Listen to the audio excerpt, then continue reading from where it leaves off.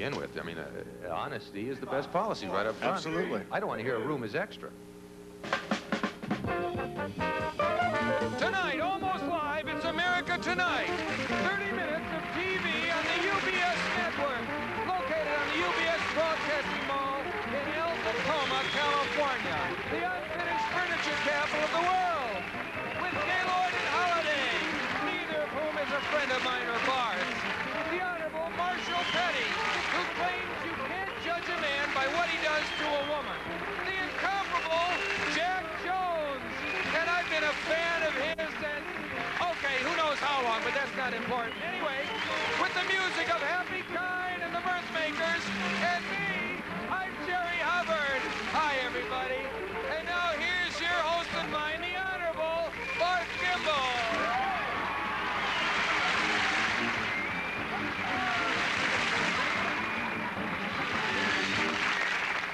Thank you. Excuse me, it came up so quickly there I didn't know. Last night, Jerry was sitting here, thought he might have dropped some money out of his pants. I'm going to teach him a little lesson on saving. Good evening. Welcome to America Tonight. I'm Barth Kimball, of course. And before we do anything else, incidentally, you folks are a great audience. You are really super. So why don't you give yourselves a hand? Yeah, I mean it. Go ahead.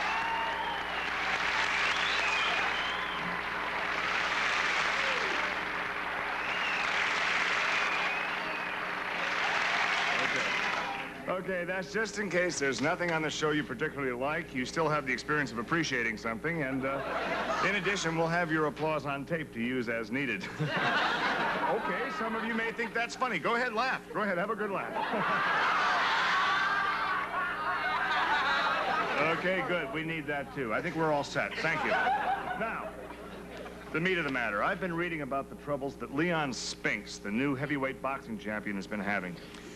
To me, it's so darn obvious that the man's career is not being handled properly. What's the first thing that you or I would have done with Leon after he beat Muhammad Ali and became the champ? Right, absolutely. We would have bought the man some teeth. No question about it. What can the people around him be thinking of not to take the man to a dentist? Now, maybe they don't believe in his ability, and they figure he's going to get beaten in his next fight, so if he doesn't have any teeth to get knocked out, the defeat won't be so noticeable. Maybe that's it. Okay, so bad enough the man's smile looks like the Holland Tunnel during the New York blackout. I don't know. Maybe there's some advantage in being able to lick your lips and grind your teeth at the same time, but it escapes me. Again, I don't know, but I do know this. I do know he's been stripped of his championship, threatened with eviction from his apartment, and arrested for driving without a license. And I can't see a situation like that without wanting to get involved. Somehow I just identify. So, Leon, if your handlers let you watch this show, and I hope they do, I do have some background in the proper management of talents besides my own. And I'd be very interested in talking with you, maybe exchanging a piece of whatever you've got left. Now, I think we could get your crown back, or if not the crown, at least a couple of caps. Thank you. Just trying to lighten the load. Anyway, maybe even make you a co-host on the show, or a co-host. I don't mean a coco. You know what I mean? A co-host. Again, I think I just could very definitely steer you towards a man who does excellent bridge work. No problem there. And I know for a friend of mine, I think he'd offer a very heavyweight discount, if you know what I mean. So, Leon, I'll be here at least, probably 8-10 minutes after the show goes off the air tonight. So have somebody in your room dial the phone for you, and let's talk. Incidentally, I think I know a perfect sparring partner for you. Ladies and gentlemen, my announcer and co-host, Mr. Jerry Hubbard.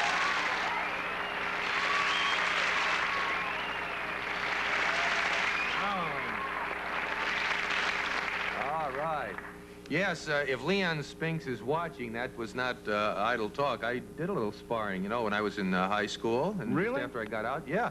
I was not bad. In fact, there was one guy, real tough. He was in the eastern part of Ohio, and they said, you can't even, nothing frightens this man. But by the end of the evening, I had him scared to death. No kidding. Well, he hit me so hard, he thought he killed me, you know. And I looked up, and the man was crying and shaking. I mean, I reduced him to a pulp. You know, Jerry, your boxing talents actually quite seriously would serve us well if those people that battle the network stars would ever start including UBS, you know? That's true. They don't usually do the boxing, though, do they? I don't think so. I guess that's just a lot of those people worried about messing up their face for television or something. Yeah. Not me. I got the guts.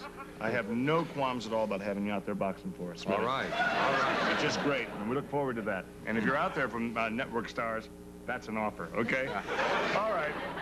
The other night, we introduced two, quote, entertainers. I guess you'd have to call them that. It's written on their card. They were booked on the show, not by Jerry and I, but or Happy, any of us, but by the UBS network. The executives wanted to get a look at them, to test them out as possible hosts for a show of their own, possibly even a talk show, maybe even something like America Tonight, something like that. I think actually exactly like America Tonight, because as I understand it, our show runs 13 weeks, and then their contract begins when ours ends. Kidding me? I think so. Well, that's just a coincidence, Jerry. Probably. Well, at any rate, these guys say they're pretty good. Again, that's written on their card. And you're entitled to laugh and applaud if this is your cup of tea. And if your home is in another town, then please make them feel at home. And welcome them as if you've heard of them, Gaylord and Holiday.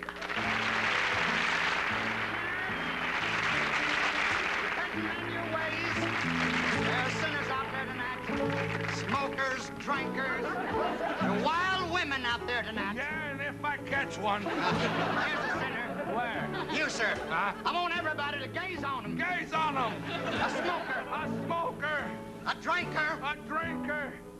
I can't wait for the third.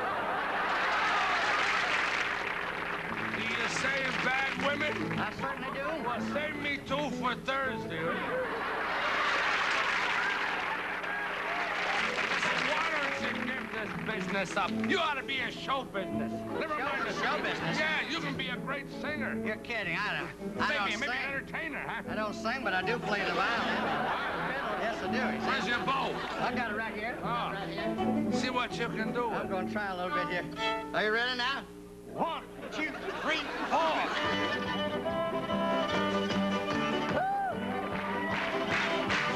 Faster now. Yeah, one more.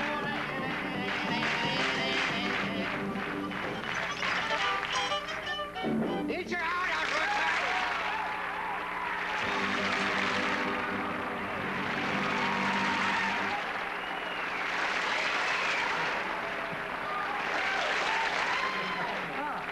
That's great. Anywhere, fellas. I guess someone must have put an American flag up behind them or something. At any rate, my next guest.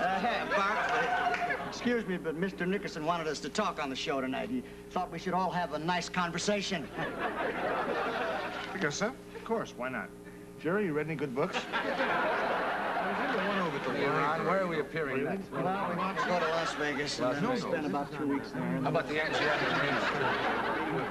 And there's the Evansville. How about Evansville, Indiana? Pittsburgh. There's a holiday house in Pittsburgh. Then, of course, you know, We'll be right back after these words. Stay with me. Go sit back, fellas. That's my camera. Thank you. Last year, a woman hitchhiker was picked up by a man and was subsequently abused. The judge found the woman herself to be the guilty party. Kind of interesting. Claiming that any woman who hitchhikes is really asking for trouble. Now, a similar case has rocked our old area of Ohio back near Fernwood. yes. Here's the judge who presided at that trial. Former school board commissioner, now recently appointed district judge, and we're happy for that appointment. Sure. An old friend of ours, the Honorable Marshall Petty.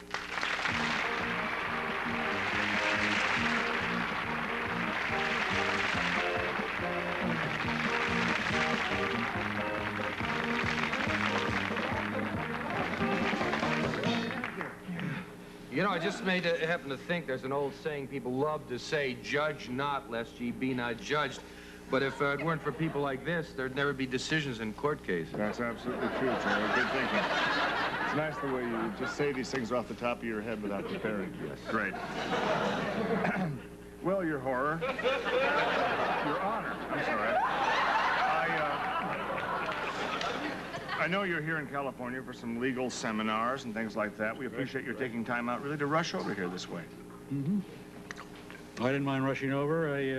I like to rush over. I imagine so. Being a judge, you probably never get a ticket for speeding or rushing. Must be a whole lot of avenues open up to you once you're a judge. You can probably do a lot of things without any problems. You probably smoke in elevators and walk on grass, spit on sidewalks, go to the zoo and feed the animals. You can even tease the animals. And not get a ticket because you're a judge. You don't know how many times I'd love to just work those monkeys up into a frenzy. But I'm not a judge. Well, maybe, Jerry, you could get a job there as one of the keepers, and in which case you would actually be your brother's keeper, wouldn't you? My brother wasn't there. That's true. So, Your Honor, I'm sorry about that, but there's no legal offense. Why did you rule in favor of the man who abused the woman hitchhiker? Well, Barth, this man was really provoked. The defendant was a salesman on his way home from a business trip. Came across this creature hitchhiking. Okay. And she had her hip stuck out in order to accentuate the contour of her body, if you know what I mean. Okay, now, let's just keep this all above board here. Does the record stipulate that she was standing in that position with her hip stuck out? Well, no, they all do. You know, take a look, even here in Tacoma, take a look at the off-ramp at 5 o'clock in the freeways. Take a look at the community college area. I'll tell you where to take a look. Take a look at the west side of Palm.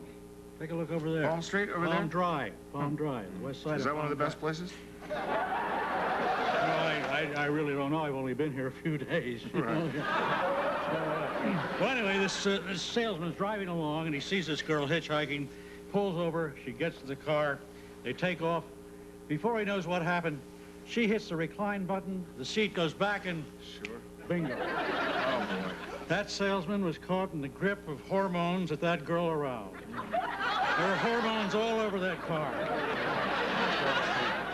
Well, I investigated the case thoroughly. Fortunately, I was able to see through the garments of deceit to the bare facts of the case. And because of that, today, that innocent man is a free man, and I'm proud of that. Good. Well, fantastic. Huh? Justice prevailed.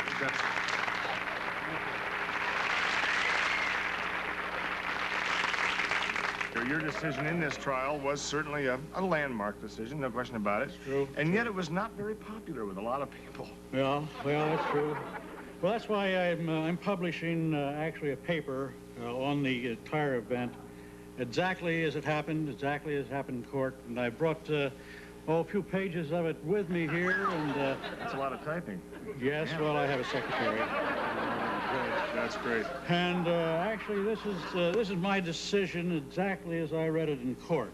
And I'd like to read a little bit of it for you and let you be the judge. That's great. That's The old switch. Yeah. Is all right? Oh, sure. All Please right, be this my is guest. exactly Absolutely. as I read it in court. Just go right to it. It was a hot, sultry afternoon when the plaintiff entered the courtroom. The breeze from the electric fan played frivolously with the lacy frill of her hemline. As she lowered her body into the witness box, the leather chair seemed to whisper a tiny squeak of joy. Was the air heavy with the smell of her perfume, causing everything to seem as if it were frozen still, with the exception of the pulsating rhythm of her breathing out? And as she swore in the Bible, her hair played wantonly at the hollow of her throat. And her laugh was deep and earthy, full of unspoken promise. Do you have time for more? Have all the time in the world, Your Honor. From my seat on the bench, I looked down at the swelling fullness of her maidenhood. Her eyes spoke silently to me in a way that said, I'm at your mercy.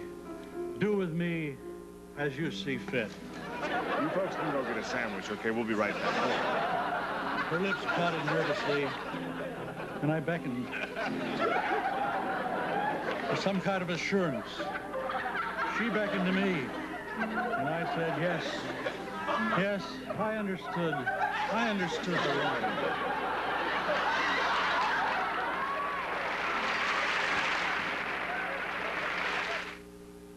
Nodded nervously, as if beckoning for some assurance that, yes, I understood her longing. I gazed over at her, saw that she was sweating it out. As well she should be, as I ruled against her. The end. Oh, that was beautiful. Thank you. Sort of brings a tear to your eye, doesn't it? Yeah, we're back. Oh, boys. Something. You wrote that yourself, huh? Well, I had a little help. Yeah, that's great. Ghostwriter. A ghostwriter, good. We have another guest, sort of a different kind of thing, fortunately. He's a recording star. He's a winner of 2 Grammy Awards, and as of this moment, one of the 2 best-looking men in El Tacoma. Thank you. What can I say? Please welcome Mr. Jack Jones.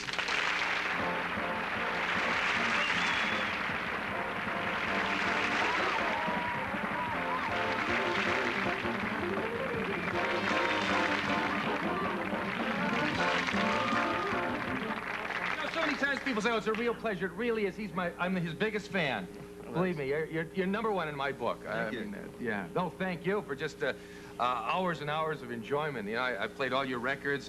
I've read everything there is to know about you, and you're just wonderful, really. Yeah, when he says he's read everything he knows that there is to know, that's a long chore for him. He has to read his thing. Well, no, he did it. Listen, every time I have a date, I bring her back to my apartment. The first thing I put on is a Jack Jones song, a Jack Jones album. And I have a little philosophy that 2 things you need to be successful on a date are Jack Jones records and certs. We can forgive him, but I'd never forgive myself, really, if I didn't ask you to sing. How about it? Would you do a song on the show? Yeah.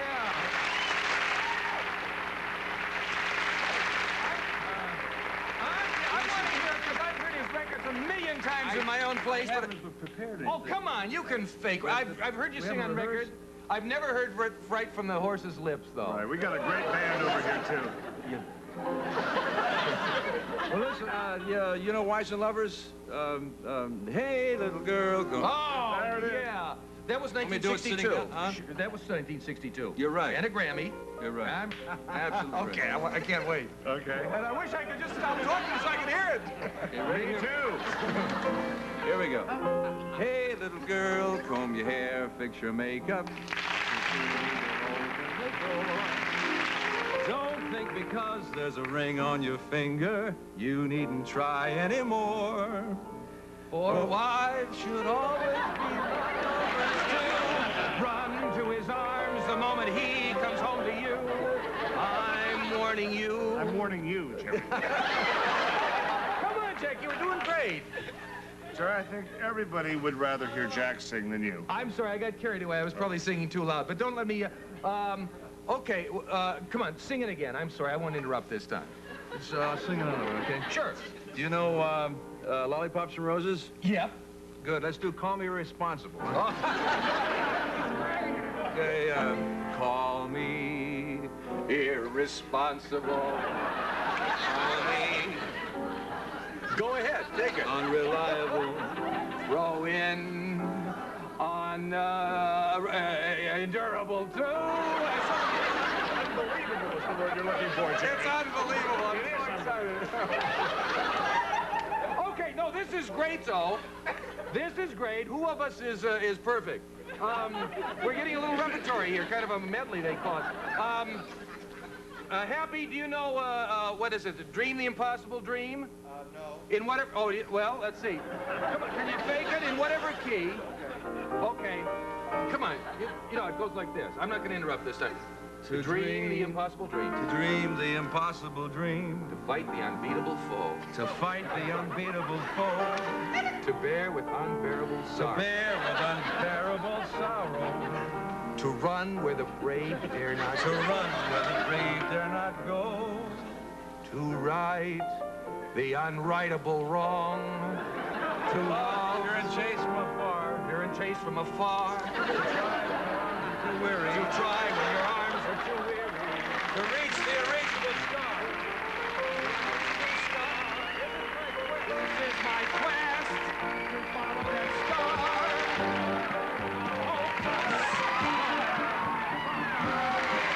Fight for the right without question or pause.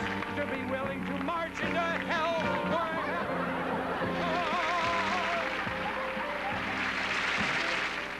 Available.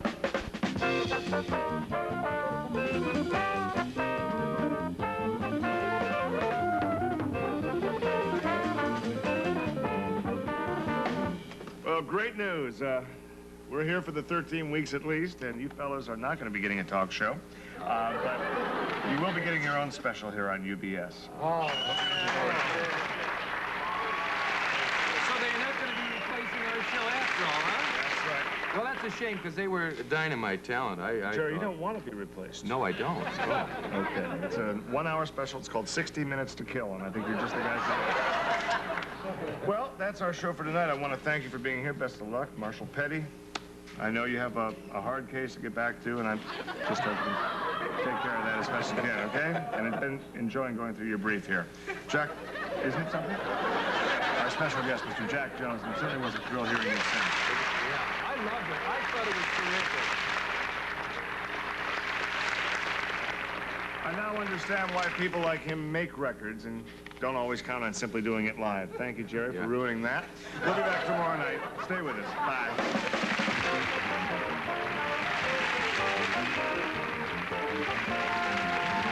Tonight, some members of our studio audience will receive the following: plastic purse from Dittos, the Feel to Fit Company, pants to make every woman feel beautiful in sizes 3 to 13 and 8 to 18, and Lillian Vernon's catalog gift certificate, jewelry, gifts, decor, personalized items, and things from practical to whimsical, furnished by Lillian Vernon, and Slim Fast, the natural way to lose weight, packed with vitamins, minerals, and natural protein, delicious and filling. You can get Slim Fast with Slim Fast, and don't think you're not fat just because you can't see it.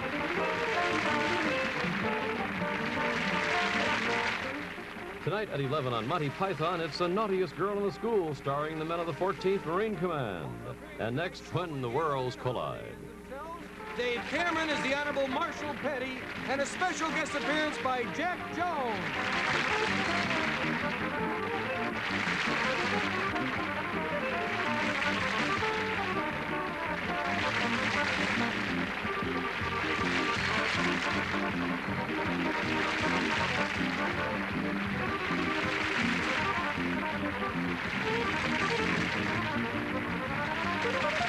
Thank you.